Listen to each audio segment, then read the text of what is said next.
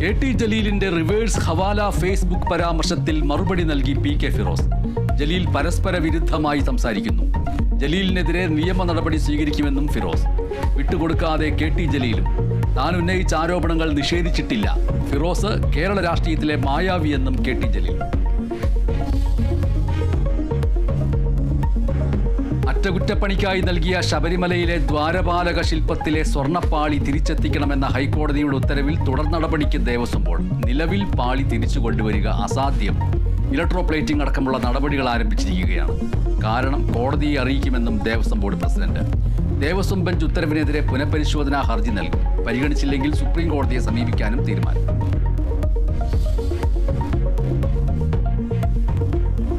സംസ്ഥാനത്ത് വീണ്ടും അമീബിക് മസ്തിഷ്ക ജ്വരം ബാധിച്ച് മരണം. മരിച്ചത് മലപ്പുറം ചേലേമ്പ്ര സ്വദേശി ഷാജി. മരണം കോഴിക്കോട് മെഡിക്കൽ കോളേജ് ആശുപത്രിയിൽ ചികിത്സയിലിരിക്കെ. ഒരു മാസത്തിനിടെ മരിച്ചത് 6 പേർ.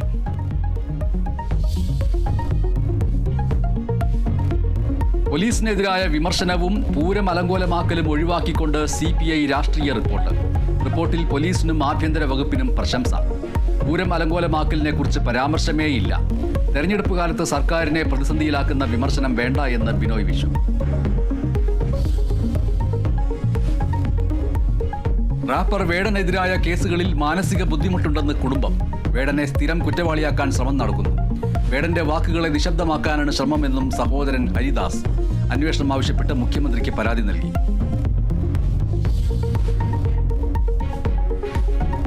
ഖത്തറിന് പിന്നാലെ യമനിലും ഇസ്രയേൽ ആക്രമണം. സനയിലെ ഹൂത്തി കേന്ദ്രങ്ങളിൽ നടത്തിയ വ്യോമാക്രമണത്തിൽ 35 പേർ കൊല്ലപ്പെട്ടു, 131 പേർക്ക് പരിക്ക്. ആക്രമണം തുടരുമെന്ന് ഇസ്രയേൽ. ഖത്തറിലെ ആക്രമണത്തിൽ ബെഞ്ചമിൻ നെതന്യാഹുവിനെ അതൃപ്തി അറിയിച്ച ഡൊണാൾഡ് ട്രംപ്. ആക്രമണം ബുദ്ധിപരമായിരുന്നില്ല എന്ന് ട്രംപ്.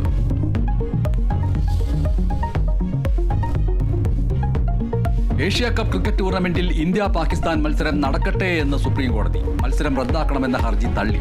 കേസ് നാളെ പരിഗണിക്കില്ല. തള്ളിയത് നിയമ വിദ്യാർത്ഥികൾ നൽകിയ പൊതുതാൽപര്യ ഹർജി.